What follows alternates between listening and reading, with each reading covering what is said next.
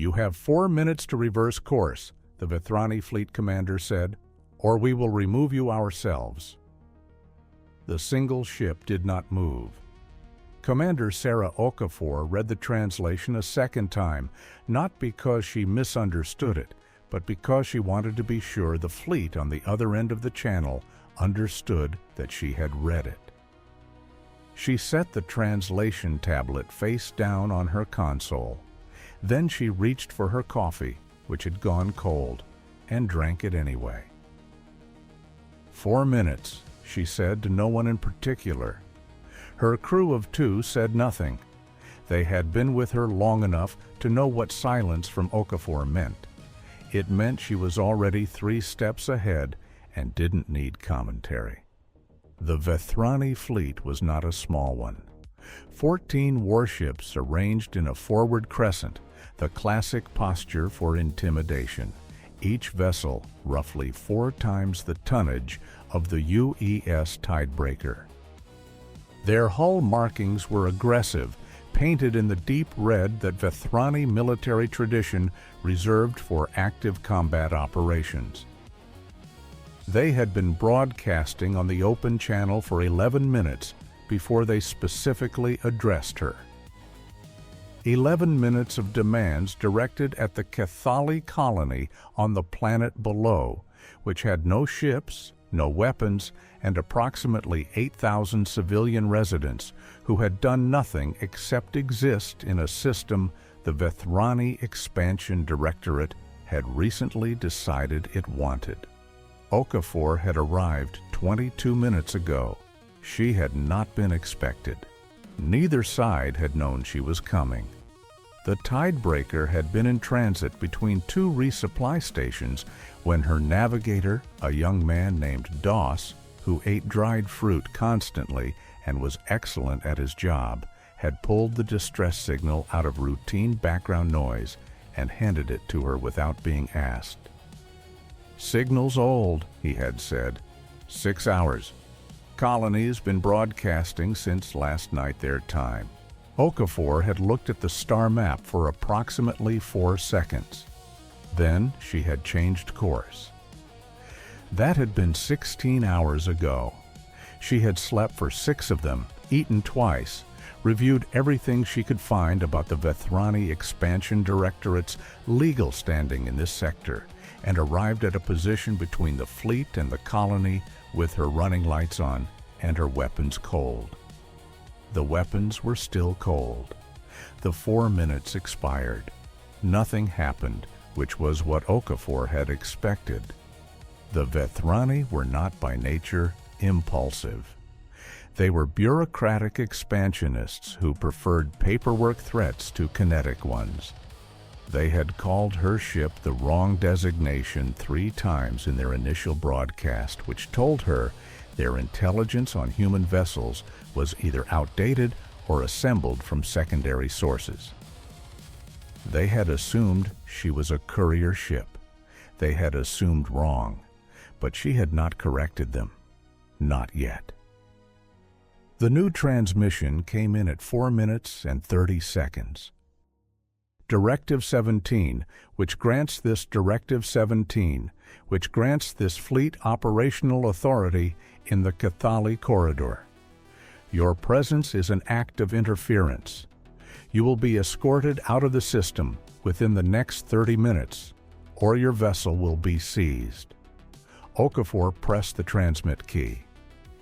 "Fleet Commander," she said, "I am Commander Sera Okafor of the UES Tidebreaker, attached to the 7th Reach Patrol Wing. The Kethali corridor is not recognized as Vethrani territorial space under the Ulta Compact of 2241, to which your government is a signatory. I'd like to discuss that before anyone does anything they'll spend the next decade explaining to a tribunal." She released the key. Her weapons officer, a broad-shouldered woman named Falk, who had qualified on 7 different gun platforms and currently appeared to be eating lunch, looked up from her bowl. "They're not going to like that," Falk said. "No," Okafor agreed. What's the plan if they come at us? Okafor picked up her cold coffee again. They won't. Falk looked at the sensor screen, which showed 14 warships. With respect, Commander, that is a lot of ships. Yes, Okafor said. It is. She did not elaborate, and Falk, who had served under her for 3 years, did not push further. The Vethrani fleet commander's name was Overseer Talith Krovan, and he had been in his position for 6 years without once having a problem that did not resolve itself within the expected parameters. The human ship was outside every expected parameter. Krovan had reviewed the Tidebreaker's published specifications the moment it appeared on his sensors. He had seen the numbers. A single ship, older class, crew complement of 3 listed on its registry. 3 crew members. He had 14 warships with a combined crew of over 4,000. His fleet was armed with Vethrani-grade rail projectors, which could punch through hull plating rated for deep asteroid fields. The human ship's hull plating was rated for transit. He outmatched the Tidebreaker in every quantifiable way by margins that were frankly embarrassing. He had expected the ship to turn around. It had not turned around. He had expected the ship to panic after the first ultimatum. It had not panicked. He had expected the single human commander to sound frightened when she finally responded. She had sounded, if anything, slightly bored. His tactical officer, Rente, was standing at the secondary console with an expression that Krovan associated with uncertainty. Rente was not a person who showed uncertainty often, and that made it worse. She cited the Ulta Compact, Rente said. I heard her, Krovan said. The Compact's jurisdiction clause is ambiguous on corridor territories. Our legal division has been disputing it for 3 years. I know that. She apparently knows it too.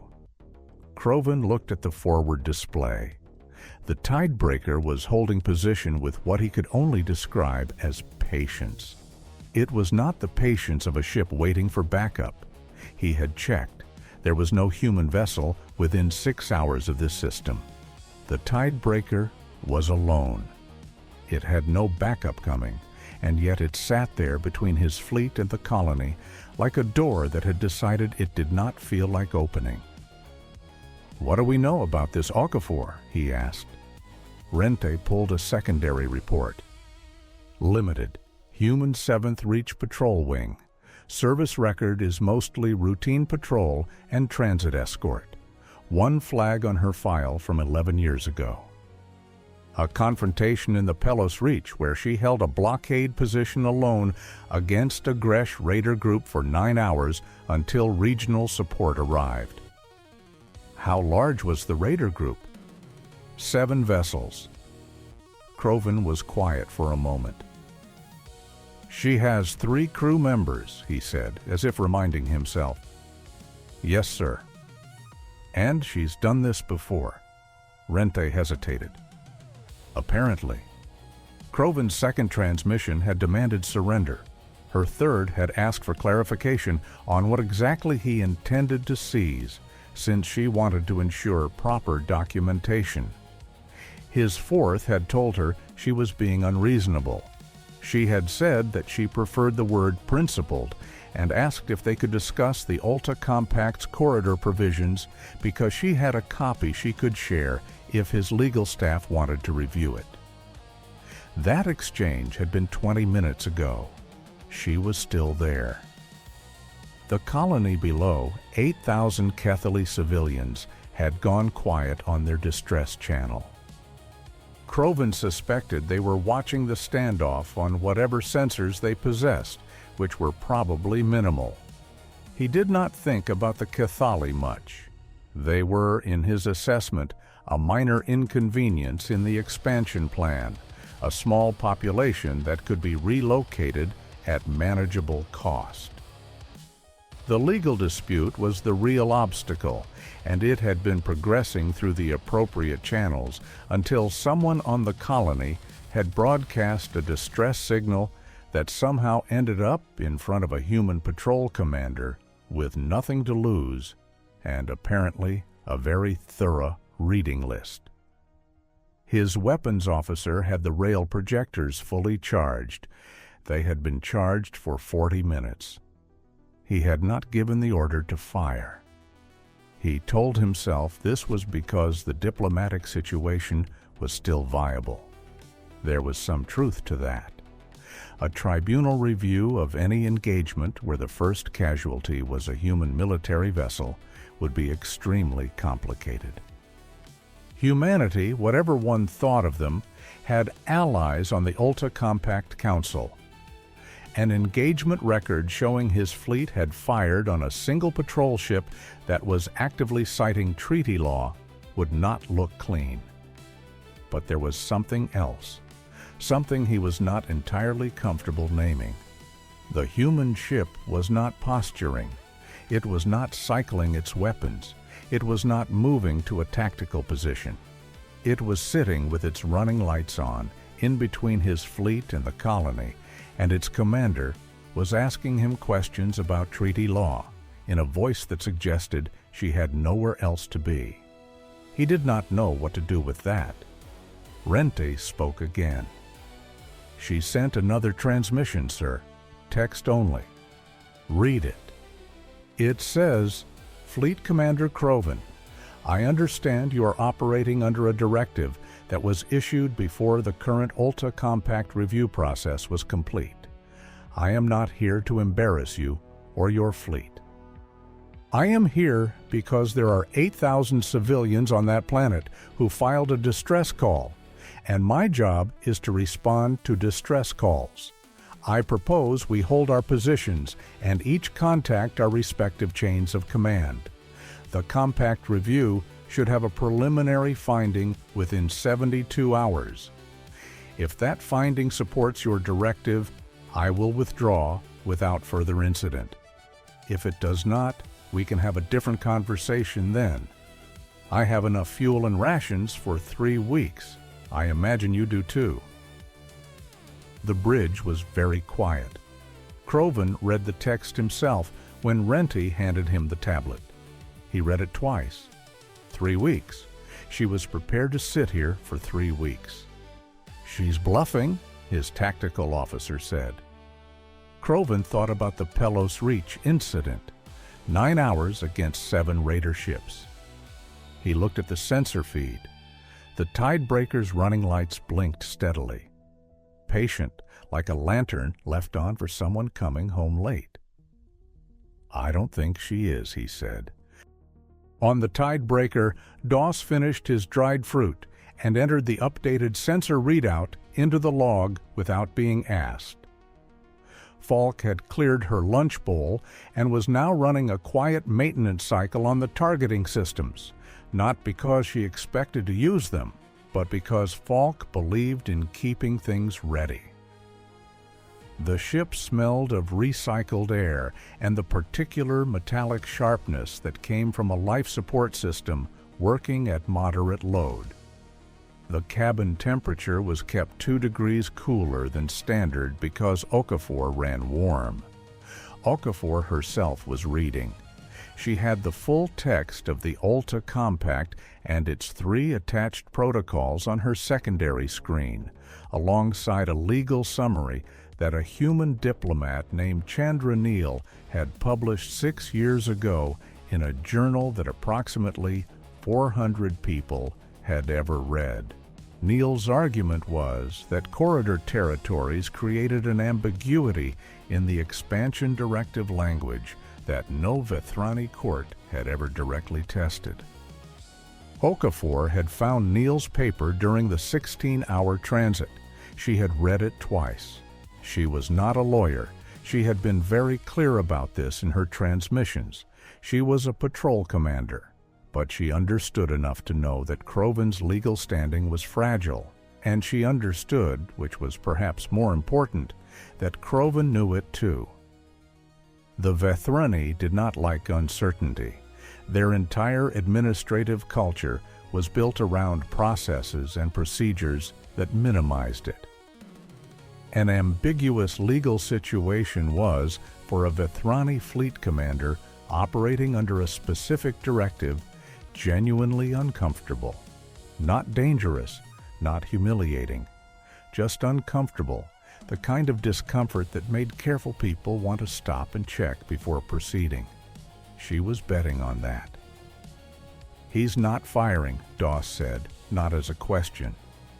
"No," Okafor said. "Good. Don't celebrate yet. He could still decide the legal risk is worth it." Is it worth it to him? Okafor thought about how Krovan had phrased his transmissions. The formal language, the careful citations of his own directives, the specific mention of escort rather than destruction. He was not, whatever else he was, trigger-happy. He was a bureaucrat with a fleet, and right now he was staring at a situation his procedures had not prepared him for. "No," she said, "I don't think it is."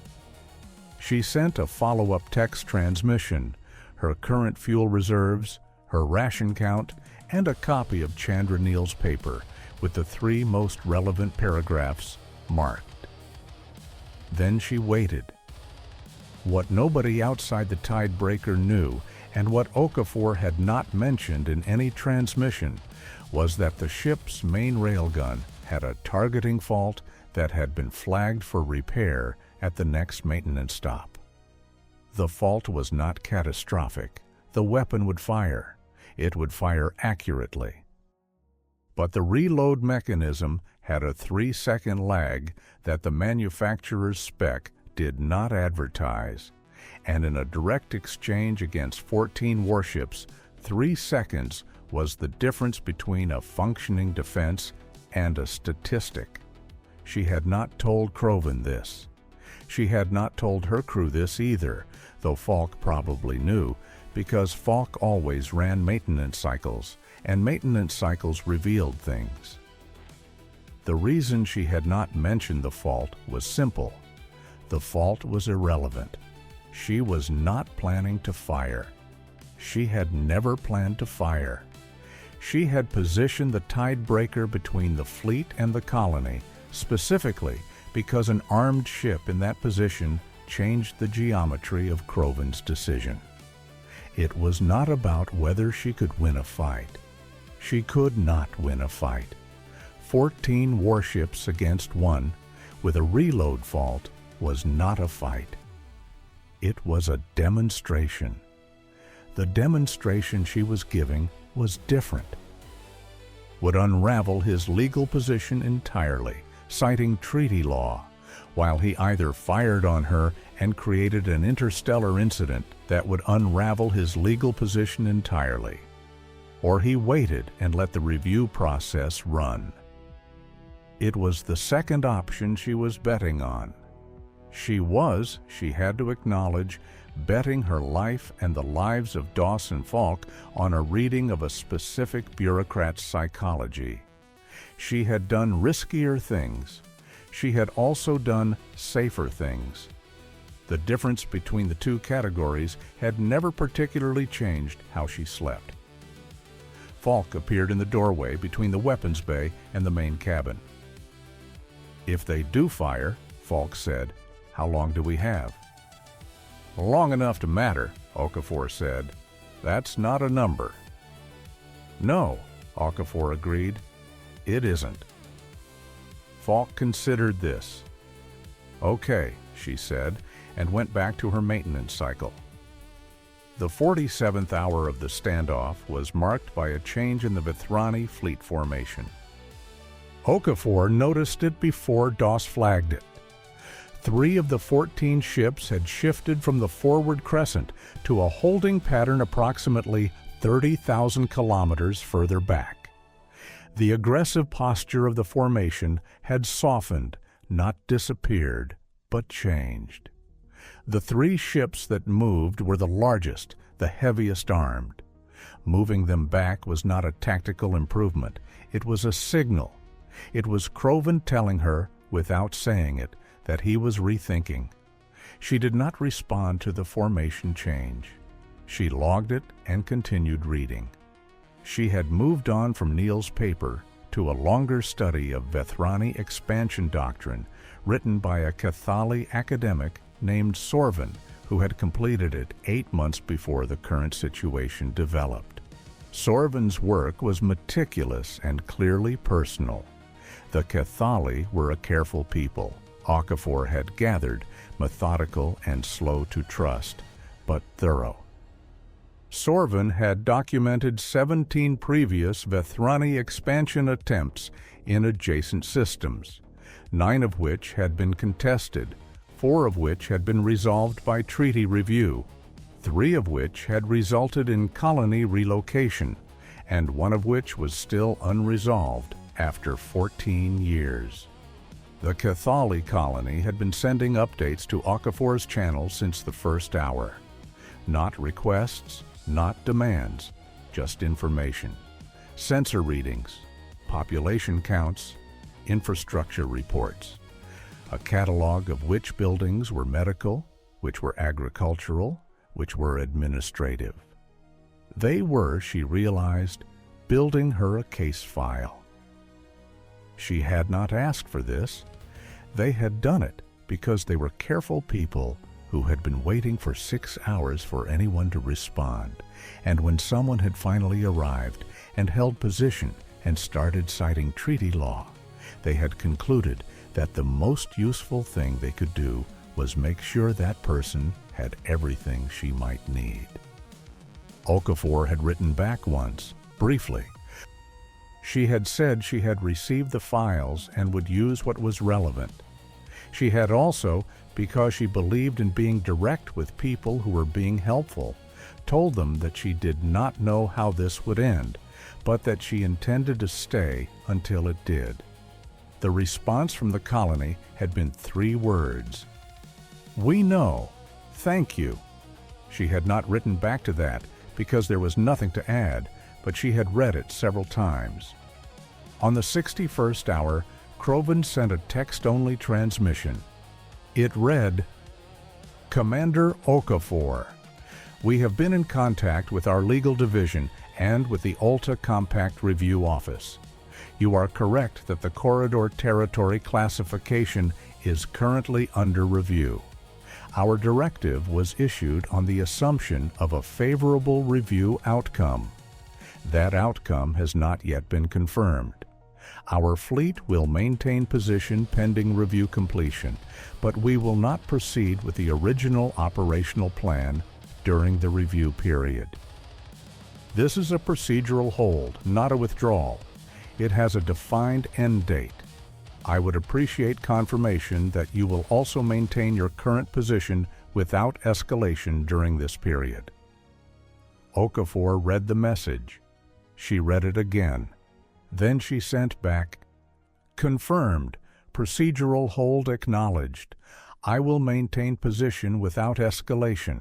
I would also appreciate it if you would refrain from targeting active communications between my ship and the colony below. They have been keeping me informed of their situation, and I find it useful." There was a pause of approximately 20 minutes before he replied. "Agreed," was all he sent. The procedural hold lasted 9 days.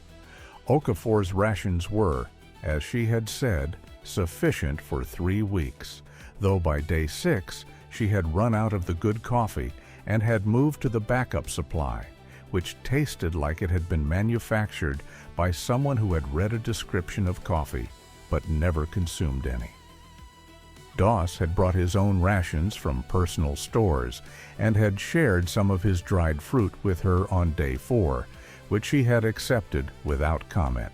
Falk had found 3 things wrong with systems other than the main gun's reload fault and had fixed all of them during the hold, because Falk treated downtime as maintenance time. The colony below continued sending updates. Okafor read all of them. She learned that the colony's late administrator was a Kethali woman named Varen Selth. who had been born on a different world and had moved to this colony 30 years ago when it was still a construction site. She learned that the colony had a medical facility that was reasonably well equipped and a water reclamation system that needed new filtration media. She learned that one of the agricultural domes had a temperature regulation fault that had been affecting yield for 2 growing seasons. She learned that 3 children had been born in the colony in the past year, and that the oldest resident, a man named Dural, was 112 years old and had survived the relocation of 2 previous colonies in his lifetime. She sent back on day 7 a note suggesting that the agricultural dome's temperature fault was likely a calibration issue rather than a hardware failure, and included the diagnostic steps for the specific type of system they appear to be running based on their infrastructure catalog. She noted that she was not an agricultural engineer, but had encountered the same fault on a station she had been assigned to early in her career, and the fix had taken 40 minutes. The colony's engineer sent back a response 2 hours later confirming that the fix had worked. Okafor logged this as a side note in her mission report and did not mention it to her crew, though Doss had clearly seen the exchange on the shared channel because he made a small satisfied sound and ate some dried fruit. On day 9, the Ulta Compact Review Office issued a preliminary finding. The corridor territory classification was determined to be ambiguous under current compact language. The finding further stated that pending a full classification review, no expansion directives in corridor territories would be considered active. The full review was projected to take 8 to 14 months.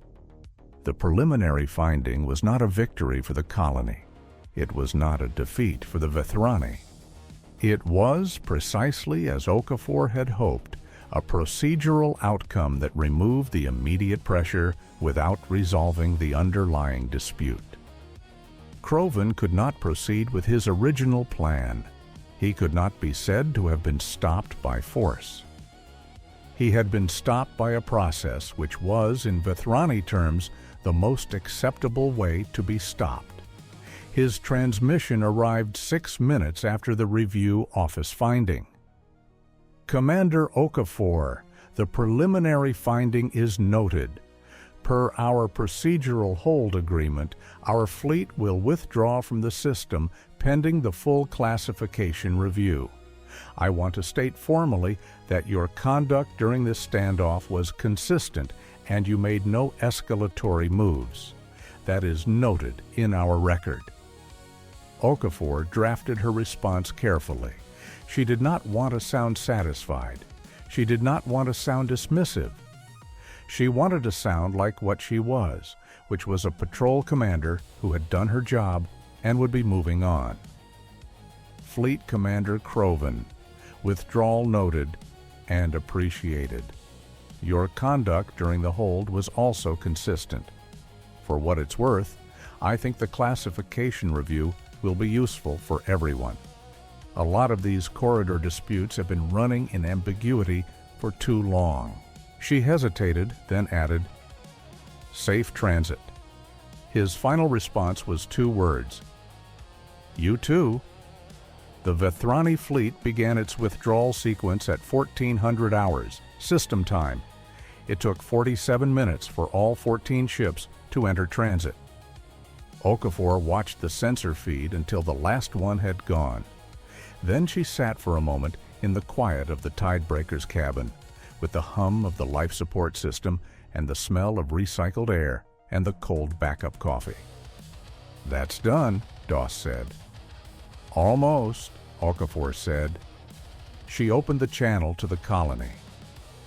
Varen Selth's voice came through clear and steady, and Okafor noted that it was the first time she had heard it. All previous communication had been text. The voice was older than she had expected, unhurried, with a particular quality to the vowels that suggested someone who had learned to speak calmly in difficult situations a long time ago. "Commander," Selth said. "Administrator," Okafor said. "The fleet has withdrawn. The preliminary finding is in your files. You should contact the Compact Review Office directly. They'll need your documentation for the full classification process. The colony profile you sent me will be useful. Keep all of it." "We will," Selth said. "We have been maintaining the record." "Good." Okafor paused. "You sent me a catalog of every building in your colony. Medical, agricultural, administrative. You did it without being asked." "Yes?" "That was the right call. That's what won this. Not my being here. Your documentation is what made the legal position solid. If you didn't have that record, the ambiguity argument would have been harder to make." There was a pause on the colony's end. When Selth spoke again, her voice was slightly different, not softer exactly, but less formal. "We have been making records for 30 years. We were not certain anyone would ever use them." "Someone did," Okafor said. "You came," Selth said, 6 hours after we sent the signal. We did not expect anyone for days, if at all. You changed course." "Distress call," Okafor said. "That's what they're for." "Other ships have passed through this sector," Selth said, not as an accusation. "In the last 4 years, we have tracked 26 transit corridors. None stopped." Okafor did not have an answer for that. That felt sufficient. She thought about the 6 hours the signal had been broadcasting before they picked it up. She thought about DOS pulling it out of background noise without being asked. "I can't speak to that," she said finally. "I can only speak to this time." "Yes," Selth said. This time was enough. Okafor filed her mission report from the system, still holding position between the colony and empty space, before she set course for the original resupply route. The report was factual and complete. She noted the Vethrani fleet arrival time, the initial broadcast content, her own positioning decision, the legal framework she had used, the procedural hold agreement, the preliminary review finding, and the withdrawal. She noted the colony's documentation and recommended that the 7th Reach Command forward the colony's catalog to the Ulta Compact Review Office as supporting evidence in the classification process. She did not describe the standoff as a victory. She described it as a procedural resolution of an active threat to a civilian colony, achieved without kinetic engagement. She did note the targeting fault on the main gun's reload mechanism and flagged it for repair at the next maintenance stop. What she could not put in the report, because reports did not have a field for it, was the texture of those 9 days. The particular quality of sitting between a fleet and a colony and waiting. The way Falk had kept working on systems that didn't need working on, because working was how Falk managed the specific discomfort of being very small in a very large situation. The way Doss had eaten his dried fruit with such deliberate calm that it had become somehow a kind of statement. The files from the colony, arriving every few hours, methodical and dense, 8,000 people documenting their own existence in careful detail for a stranger who had shown up unexpectedly and decided to stay. The agricultural dome fix, she thought, had been the thing she was most satisfied about. Not the legal argument, not the withdrawal. 40 minutes to recalibrate a temperature system in a dome that had been running low for 2 growing seasons. Someone was going to get a better harvest this cycle because a patrol commander had recognized a fault she had fixed 15 years ago at a station she had not thought about in years. That was not in the report either.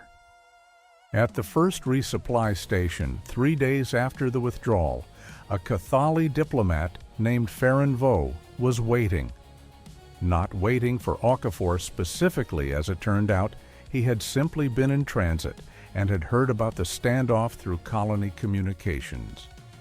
He was a small man with the Kethali characteristic of moving very precisely, each gesture considered before it was made, and he spent approximately 6 minutes studying Okafor before he said anything. "I represent the Kethali Diplomatic Assembly," he said. "We have been attempting to have the corridor classification reviewed for 3 years." "I know," Okafor said. Administrator Selth's files mentioned the previous attempts. "You read all of them?" "I had 9 days." Vo was quiet for a moment. "The preliminary finding was issued within 72 hours of your transmission to the Vethrani commander. 3 years of formal requests, and then 72 hours. Okafor picked up her coffee, which at the resupply station was actual coffee and was very good. The timing was different. The fleet being in the system created an active incident rather than an ongoing dispute. Active incidents get faster responses. You created urgency where we could not. I showed up, Okafor said. That was most of it. Vo tilted his head in the Kethali acknowledgement gesture that Selth's file had mentioned. It meant, in rough translation, I hear you and do not fully believe you, but I respect the attempt at modesty. Our assembly would like to formally recognize your conduct. We would also like to request, through your command structure, that a patrol route be extended to include the Kethali corridor on a regular basis during the review period. That's a command decision. I'll support the request in my report. You already did, Vo said. We read the public record. Okafor finished her coffee. Then you know what I know. It's their call. Do you think they'll agree? She thought about it honestly. Patrol routes were resource decisions. The 7th Reach was not understretched, but the request had documentation behind it, a 9-day standoff on the public record, a preliminary finding from the Alta Compact Review Office, and a mission report that described in factual terms why the corridor had strategic relevance. Yes, she said, I think they'll agree. They did. The route extension was approved 3 weeks later. In the Vethrani fleet, the standoff had a different kind of afterlife. Fleet Commander Croven filed his own incident report, which was, by Vethrani standards, an unusual thing to do when the incident ended in withdrawal. Vethrani commanders did not typically create detailed records of situations that had not gone as planned. The record-keeping culture was oriented toward documentation of successes and formal notation of procedural changes. Writing at length about a 9-day standoff that had ended with a preliminary review finding rather than operational success was, in some quarters, seen as unnecessary. Croven wrote it anyway.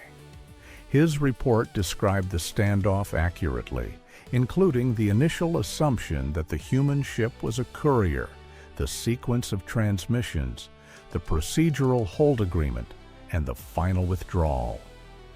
It described Okafor's conduct as consistent, non-escalatory, and legally competent. It recommended that Vethrani expansion directives in corridor territories include a mandatory legal review period before fleet deployment, specifically because the corridor classification ambiguity had created a situation where the directive was vulnerable to exactly the kind of challenge Okafor had mounted. The recommendation was reviewed by the Directorate Legal Division, which had, in fact, been arguing for that same mandatory review period for 2 years. The recommendation from a fleet commander's active incident report carried more weight than a legal division memo. The mandatory review provision was added to the directive process within 4 months. Rente, who had stood at Croven's secondary console for 9 days and had not once complained, asked him after the report was filed why he had written it. Croven thought about the Tidebreaker sitting with its running lights on. Patient, precise, a lantern in the dark. Because she was right, he said. And when someone is right, you document it. Rente did not respond to that, but the expression on their face was one Croven had not seen before. It was, he thought, the expression of someone who had just recalibrated something fundamental about what they believed was possible. He thought that was probably useful. The Tidebreaker returned to routine patrol after the route extension was formalized. 3 months later, it received a cargo transfer from a Kethali colony supply run, standard practice when patrol routes overlapped with civilian transit corridors. Among the standard cargo was a sealed container labeled for Commander Okafor, personal, from Administrator Self. The container held 2 things. The first was a set of filtration media for the type of water reclamation system that the Tidebreaker used, which was also the same type as the colony system, a detail Self had clearly noted from the infrastructure catalog exchange. It was good filtration media, better grade than standard issue. The second was a data chip containing the complete updated version of Sorvin's academic study on Vethrani Expansion Doctrine, with a new section at the end that Sorvin had added after the standoff. The new section analyzed the standoff as a case study in procedural resistance, specifically how documented legal ambiguity, when combined with physical presence and documented consistency, could produce outcomes that formal diplomatic channels had not been able to achieve in 3 years of effort. Sorvin's conclusion, which Okafor read 3 times in the recycled air of the Tidebreaker's cabin with actual coffee from the resupply station, was that the key factor was not the legal argument. Chandra Neal's paper had been available to anyone for 6 years. The Kethali Diplomatic Assembly had read it. The Vethrani Legal Division had read it. What had changed was not the argument. What had changed was the presence of someone willing to hold position for 9 days on the strength of it. She wrote back to Self through the colony channel. She said the filtration media was appreciated. She said Sorvin's work was excellent, and she hoped the new section would be useful in the full classification review. She said she hoped the agricultural dome was still running correctly. It was, Self wrote back, better than in years. Okafor filed the chip with her personal documents and put the filtration media in the maintenance storage. Then she sat in her chair in the quiet of the patrol route with the hum of the life support system and the cold, clear air, and thought about a 112-year-old man on a colony that had twice relocated and had not relocated a 3rd time, and 3 children who would grow up in a colony that still existed because someone had pulled a 6-hour-old distress signal out of background noise and handed it to a commander who had looked at a star map for 4 seconds and changed course. There was no ceremony to it. There was no particular drama in the moment, sitting in a patrol ship on a quiet route with good coffee and clean filtration media. It was enough. It was exactly enough. The Vethrani fleet never returned to the Kethali corridor during the review period. The full classification review took 11 months and concluded that corridor territories required a separate legal category under the compact. The ruling was not a complete win for the Kethali. It created a shared administrative structure that both parties had to participate in, but it prevented unilateral expansion and gave the colony a formal voice in decisions about the space around them. Varen Selth represented the colony in the administrative structure's inaugural session. She was the oldest delegate present. She had brought the complete documentation catalog that her colony had maintained for 30 years.